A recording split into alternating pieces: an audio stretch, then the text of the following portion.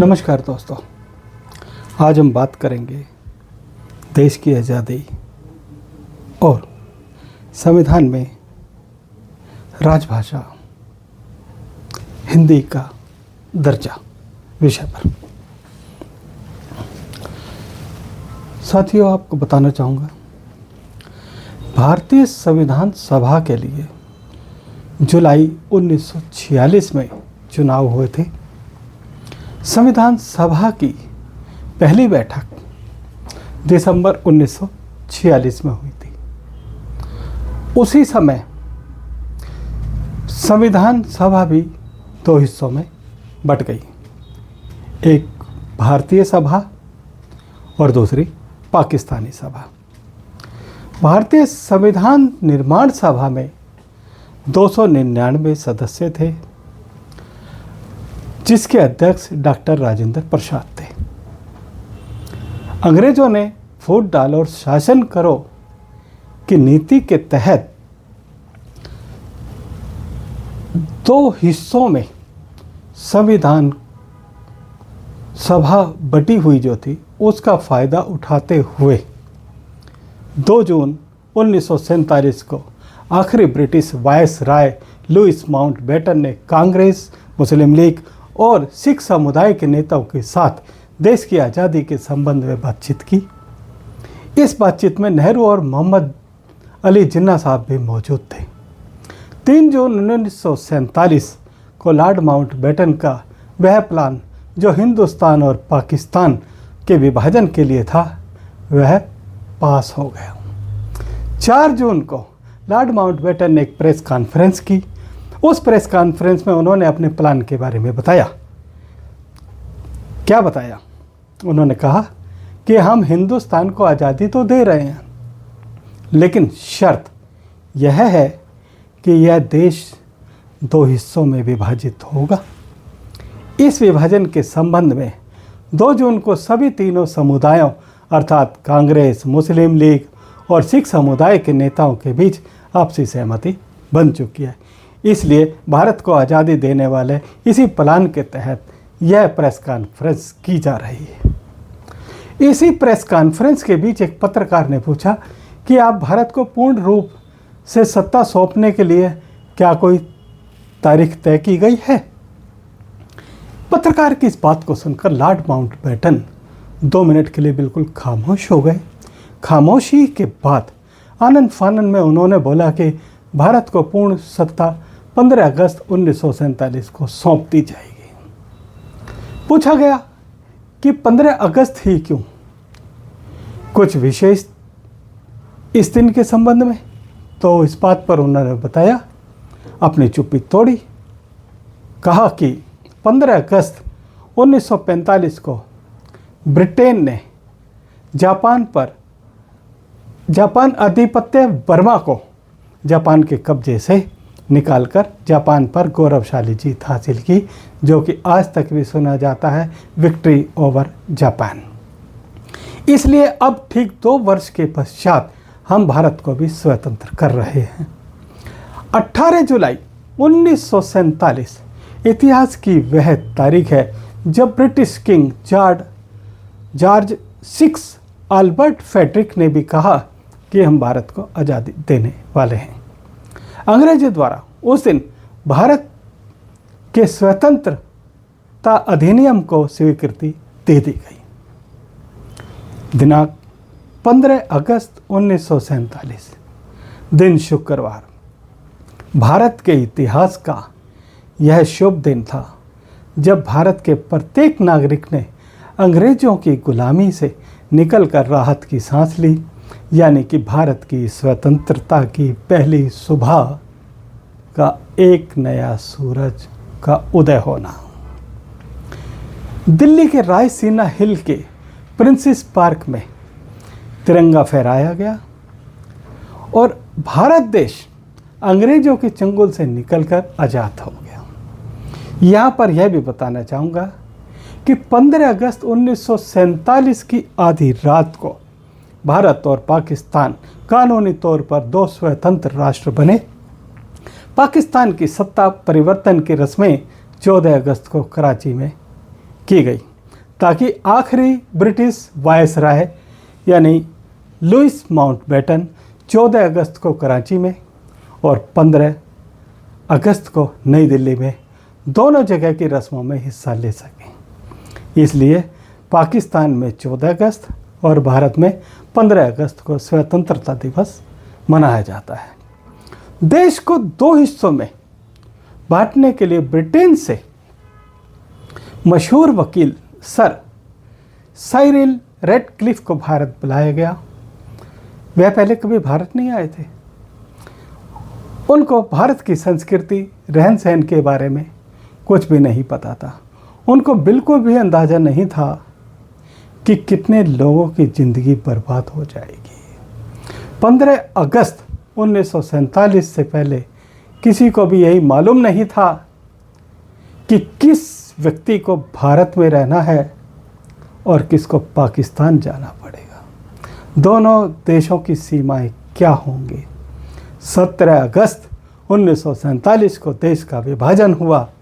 दोनों देश अपनी अपनी सीमाओं में विभाजित हो गए। जब इस बात की खबर कराची और लाहौर पहुंची तो बदले की आग में पाकिस्तान द्वारा अमृतसर आने वाली ट्रेन को पाकिस्तानियों ने अपना निशाना बनाया। जब यह ट्रेन अमृतसर पहुंची तो इस ट्रेन में एक भी व्यक्ति जिंदा नहीं बचा था। हर तरफ लाशों के ढेर लगे थे। इन लाशों की दशा यह बयां कर रही थी कि बंटवारे का फैसला बहुत ही गलत हुआ है। इस ट्रेन पर यह साफ साफ लिखा हुआ था कि पटेल और नेहरू को आज़ादी का यह तोहफा मुबारक हो। इसके बाद बदले की आग इतनी भड़की कि दोनों तरफ से आने जाने वाली ट्रेनों में सिर्फ लाशें ही लाशें थी। यह ट्रेन कब्रिस्तान और शमशान में तब्दील हो गई। यह विभाजन किसी काले इतिहास से कम नहीं था। कुछ लोगों का तो यह भी मानना है कि बंटवारे की चिंगारी तो कुछ समय पहले ही भड़क चुकी थी। उस समय 35 करोड़ वाली आबादी वाला भारत, मुस्लिम बहुल देश पाकिस्तान और हिंदू बहुल देश भारत दो हिस्सों में बंट गया। 1 करोड़ से भी ज़्यादा लोगों को अपने घरों को छोड़कर जाना पड़ा। 3 लाख लोगों को मौत के घाट उतार दिया गया। 1.4 करोड़ लोगों का विस्थापन हुआ। 72.26 हजार मुस्लिम भारत छोड़कर पाकिस्तान गए। 72.49 हिंदू और सिख पाकिस्तान छोड़कर भारत लौट आए। 60 दिनों के अंदर 10 से 15 लाख लोग मारे गए। 75,000 से 1 लाख के बीच महिलाओं के अपहरण के मामले सामने आए।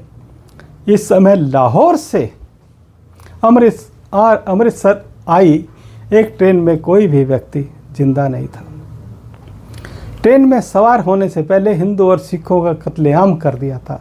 इसी समय एक विशेष ट्रेन दिल्ली रेलवे स्टेशन से पाकिस्तान के लिए भी रवाना हुई।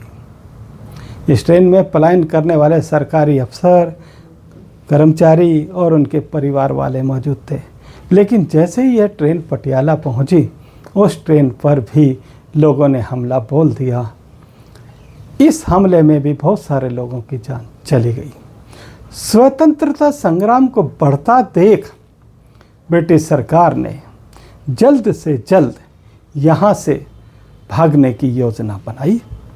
अंग्रेज़ों ने भारत को आज़ादी तो दी, लेकिन भारत को बंटवारे की आग ने लोगों को झुलसा दिया। दोनों देश के बीच सीमा रेखा का विभाजन 17 अगस्त 1947 को किया गया। इस विभाजन के समय संपत्तियों के बंटवारों के संबंध में मुस्लिमों के लिए चौधरी मोहम्मद अली और हिंदुओं के लिए HM पटेल नामक 2 व्यक्तियों को चुना गया। इस विभाजन कार्य में इनकी अहम भूमिका थी। ये दोनों ही देश के अलग अलग भागों से अपने अपनी रिपोर्ट भेजते थे। सभी संपत्तियों के बंटवारे किए गए। ब्रिटिश सरकार की संपत्तियों को 2 देशों के बीच बांटा गया। इसको लेकर भी काफ़ी बहस हुई। भारत ने पाकिस्तान को शुरुआत में 20 करोड़ रुपए की पहली किस्त दे दी और 55 करोड़ रुपए देने का भी वादा किया। लेकिन इस समय पाकिस्तानी सेना ने कश्मीर पर युद्ध कर दिया। इस बात पर प्रतिक्रिया जाहिर करते हुए भारत सरकार ने बाकी बचे 55 करोड़ रुपए देने से इनकार कर दिया था। यह कहा कि पहले कश्मीर मसले को हल कर लेते हैं, फिर 55 करोड़ रुपए की दूसरी किस्त भी जारी कर देंगे। इसके पीछे यह उद्देश्य था कि कहीं पाकिस्तान को दी जाने वाली राशि का उपयोग पाकिस्तान भारत के खिलाफ सेना और युद्ध के लिए न करते। लेकिन महात्मा गांधी जी इस पक्ष में नहीं थे। उनका मानना था कि पैसा न देने से दोनों देशों के बीच रिश्ते और भी ज़्यादा बिगड़ेंगे और अभी अभी आज़ाद हुए दोनों देशों के बीच यह शुरुआत अच्छी नहीं है। उन्होंने भारत सरकार से शेष राशि को पाकिस्तान को देने के लिए कहा। पाकिस्तान को कुल अचल संपत्ति का 17.5 हिस्सा मिला, वहीं भारत का 82.5 शेयर था। कुल संपत्ति का विभाजन 80-20 के अनुपात में किया गया। यहाँ तक कि पुस्तकालयों में रखी पुस्तकों को भी विभाजित कर दिया गया। इस बीच भारत सरकार को चलाने के लिए कुछ समितियां बनी। इन समितियों को अपना अपना कार्य भी सौंपा गया। अब हम यहाँ पर बात जो कर रहे हैं, भारत के सरकार की बात शुरू हो गई है। इन समितियों में से कुछ समितियों के अध्यक्ष डॉक्टर राजेंद्र प्रसाद थे, कुछ समितियों के अध्यक्ष पंडित जवाहरलाल नेहरू और कुछ समितियों के अध्यक्ष सरदार वल्लभ भाई पटेल थे। इन 17 समितियों में से एक समिति भारतीय संविधान निर्माण समिति थी। इस संविधान निर्माण समिति के समक्ष कुल मिलाकर उस समय 7,635 संशोधन आए थे और उन संशोधनों की संख्या को देखते हुए यह बात सामने आई कि संविधान निर्माण के लिए ये तो बहुत सारे संशोधन विषय हैं, अब क्या किया जाए। तो उसी समय बाबा साहेब डॉक्टर भीमराव अंबेडकर ने बोला कि मैं इन सभी संशोधनों को पढ़ूंगा और जो भी संशोधन ठीक लगेंगे उन पर खंडवार चर्चा की जाएगी। जो संशोधन उपयुक्त लगेंगे उनको संविधान में समाहित कर लिया जाएगा। उन 7,635 संशोधनों में से 2400 संशोधनों पर चर्चा की गई, बाकी संशोधनों को हटा दिया गया। इस भारतीय संविधान को तैयार करके संविधान निर्माण सभा की आखिरी बैठक 25 नवंबर 1949 को हुई। इस संविधान निर्माण सभा के अध्यक्ष बाबा साहेब डॉक्टर भीमराव अंबेडकर थे। भारत की संविधान सभा द्वारा भारतीय संविधान को पूर्ण करने में 2 वर्ष 11 महीने 18 दिन का समय लगा। अंग्रेज 3 वर्षों का समय देकर गए थे। यदि आप 3 वर्षों के अंतराल में अपना भारत का संविधान बना लेते हो तभी हम भारत को आज़ादी दे सकेंगे, अन्यथा 3 वर्षों के बाद हम फिर से भारत पर राज करेंगे। भारत का ये संविधान भारत का सर्वोच्च विधान है। भारतीय संविधान 26 नवंबर 1949 को पारित हुआ। यह दिन यानी 26 नवंबर भारत के संविधान दिवस के रूप में घोषित किया जाता है। 26 जनवरी 1950 को अस्तित्व में आया और 26 जनवरी का दिन भारत में गणतंत्र दिवस के रूप में मनाया जाता है।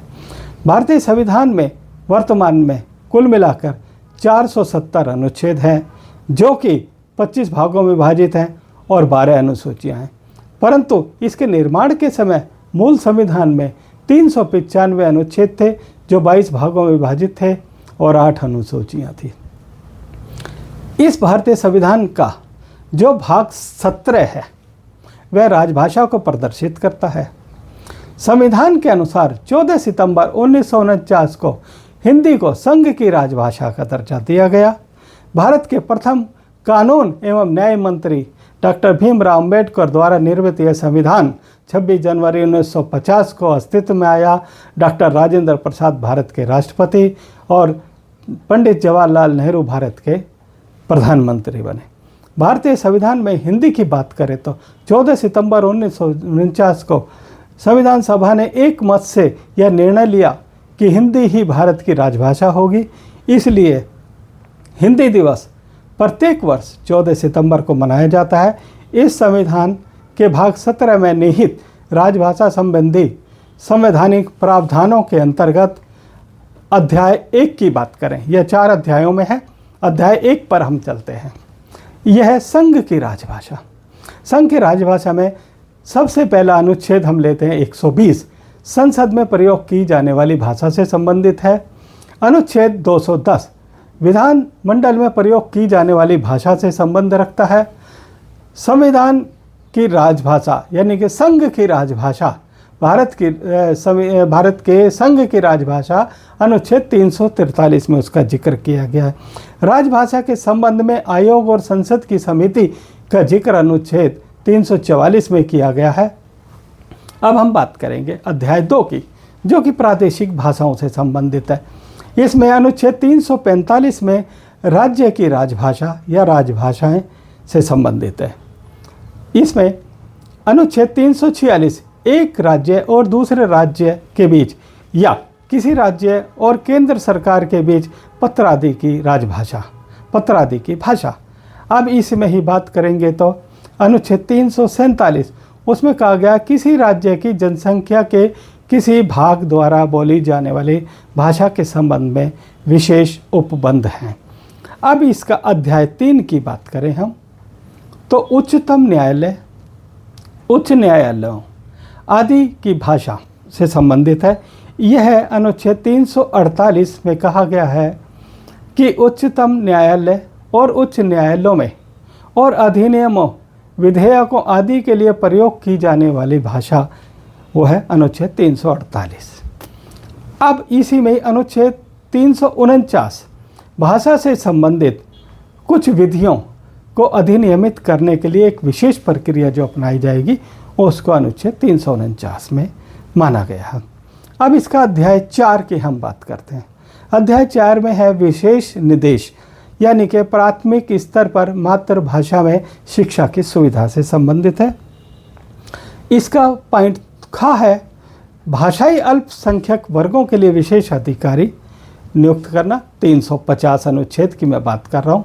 और अब मैं बात करना चाहूँगा अनुच्छेद 351 की, भारतीय भाषा के विकास के लिए, जिसमें निर्देश दिए गए हैं कि हिंदी को आगे बढ़ाने के लिए जितना जहाँ तक हो सके इसको आगे बढ़ाने का कार्य किया जाना चाहिए।